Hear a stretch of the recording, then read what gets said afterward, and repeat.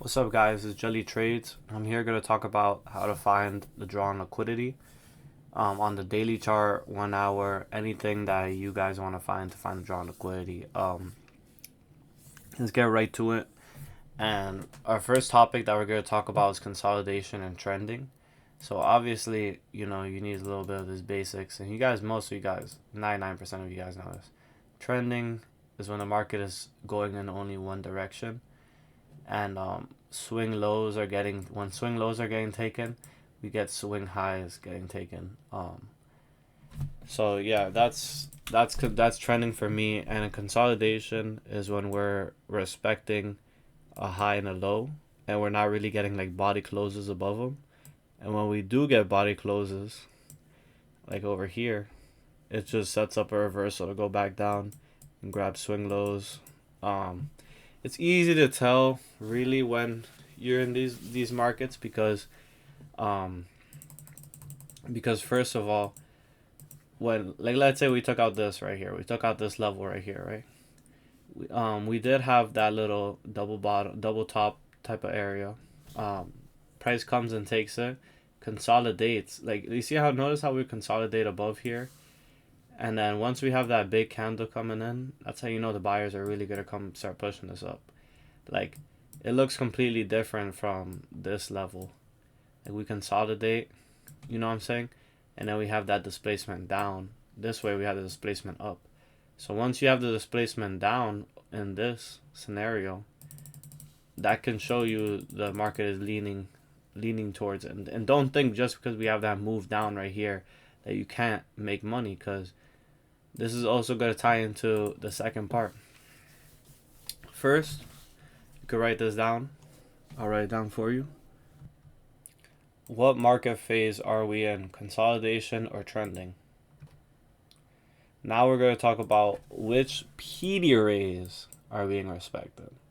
So we're going to talk about this. We're going to talk about this actually. PD arrays is third. We're going to be talking about how when price reaches an objective, we most likely we will get the price going back above, going to the opposite side. So, like, in this example, price takes out the high right here, and then we go and take out lows. When price takes out the low, we go and take out some highs. And I can just scroll over here and quickly show you guys. Look, another real consolidation, looking like it's trending. Let's go to a completely different pair. Another consolidation. You see, like, it's kind of prevalent in the consolidation that you guys you get that, like, if it goes up, if it takes out the sell side right here, it goes to the downside. And then that's mainly in consolidation you get those moves, because, like, look, notice here in a trending market right here, you're not really getting that type of reaction. If you notice right here, the start of a trending market, then you start getting it. The beginnings, this is the accumulation and the market maker buy model. The accumulation. This is where you start finding those seesaw movements. So, like, we take out the highs, relatively equal highs. Notice the bodies are telling the story. The bodies are being kept in. Fuck the wicks. We take that out. We come down. That's telling you the story. And then we come back up. You know what I'm saying? The same story I was telling you guys. So that's number 2. And I'll write it out for you guys again. Price swings from shorts to longs in consolidation/range price action. So I'm just gonna continue with this topic just to give you guys more examples. Like, and this is obviously hindsight now, but look at how that. Oh my God, beautiful, beautiful liquidity right here. And then look at this price right here. So obviously, if you guys haven't noticed yet, liquidity is a prime objective in finding the drawn liquidity. So it's figuring out what market you are in, because the market, it completely is different. Like, if you're in a trend right here, if you're in a deep trend, whereas, you know what I'm saying, this is where the real gems come out. If you're in a deep trend like this, like if you're already up here and this already accumulated, what is it gonna come and grab? This. And then when we have that consolidation here, are you guys getting scared? No, you're buying lows. Look at this low right here. You're buying that double bottom right here. That's gonna get tapped into one day. Boom. I didn't even notice, but it is gonna get tapped into. So you're in trending markets, it's a different drawn liquidity compared to ranges. Sorry. So drawn liquidity, like when you're trending like this on the daily, looking for long-term levels, preferably weekly levels, maybe monthly fair value gaps. Imbalances. Look at that liquidity void right here. This is all liquidity void. Actually, no, I got filled in right here. So I lied. But it's potential liquidity void. So when price was over here, look at that liquidity void. All down candles. Price comes, fills that into a tap. That's a drawn liquidity, guys. And let me know if you guys want a video just on liquidity voids. I'll definitely make a video on that. But so yeah, ranges, trending markets. Put this again.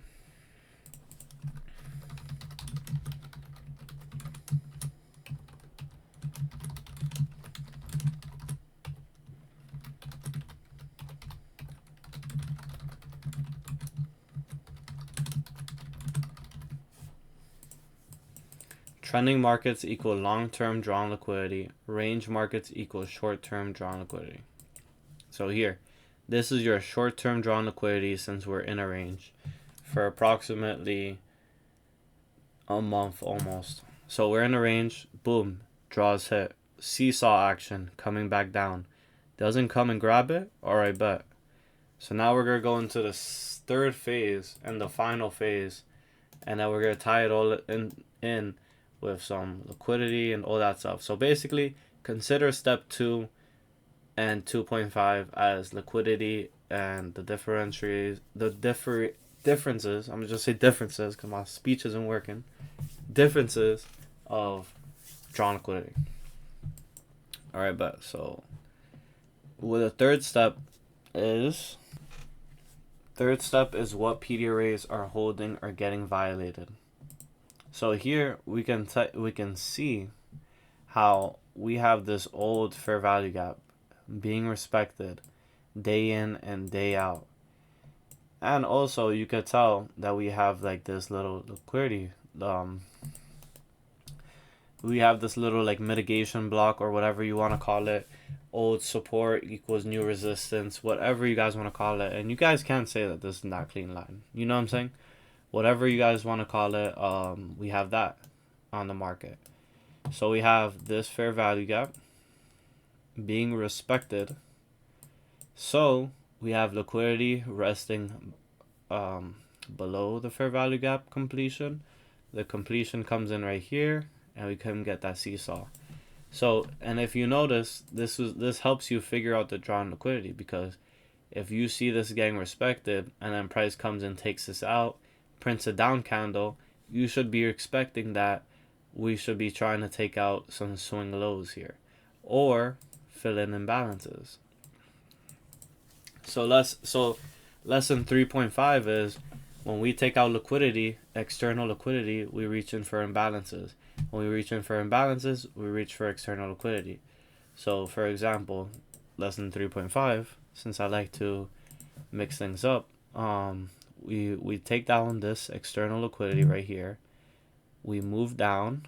We have a fair value gap right here, and then we come and tag into this fair value gap right here. So we go from external to internal to external, and then we don't have any fair value gaps here. So this retracement is just basically setting up liquidity over here, finding some shorts. We come and raid almost everything right here, a little wick above. So just notice how that pattern goes. That helps you with your drawing liquidity for sure. But yeah, what PD array is being held up? What PD array is holding? So like right here, how this is obviously hindsight, but look at this order block right here that's getting held up. So a high probability order block is an order block that took liquidity and then printed fair value gaps after it took liquidity. So we took liquidity, printed fair value gaps. This is a high probability order block, and you could also put this is the order block. So once we get a close below, this is, or once we get a close below here, sorry, this is a valid order block, and around 50% of this was getting held up to the T. So what PD array is being held up and what PD array is getting rejected? So right here, let's try and find some bullish order blocks, right? So we have some down candle here, we go up. I wouldn't say any of this because this didn't grab real liquidity besides this. So we grab liquidity here. I would say what's getting rejected here is not really clear, but we'll go to the next price action, or we'll go to the next chart. Just see what's up.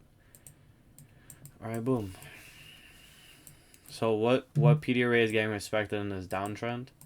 So we could see, actually, let's talk about what PD array is getting disrespected or violated. So we have, let's find high probability order blocks that took out liquidity.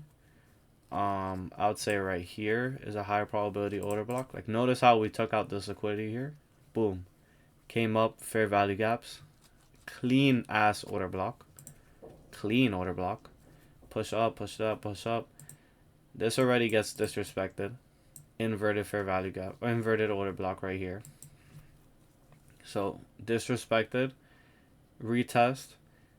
This order block got violated, and look what fair value gap is being respected right here. Look what is getting respected right here. Old support turns into resistance 2 times, 3 times. So you know what I'm saying? What is being disrespected, what is being violated, and what is being supported. I hope all of this was useful, and just looking at this and that, like, look at hindsight, because hindsight does help you. Don't be scared of hindsight. Like right here. All right, boom. This candle is getting getting resisted by the fair value gap. This candle body closes right inside the fair value gap. That's 2 examples of why you should be leaning bearish in already a confirmed market structure shift right here. Confirmed market structure shift. Once we displaced a nice down close candle below here, market structure shifts in order. Market structure is bearish. Order blocks being disrespected, confirmed. Fair value gaps being disrespected, confirmed. What else? Fair value gap, fair value gaps being disrespected, closing below the fair value gaps. Yeah. And then if it's, like, notice also, could also pay attention to the swing lows too. Look at this, swing low, swing low, swing low, swing low, swing low. All right, yeah, that's prime. That's prime right there. I hope this was helpful, guys. And if not, please leave a comment on why it wasn't. And yeah, I'll talk to you guys later.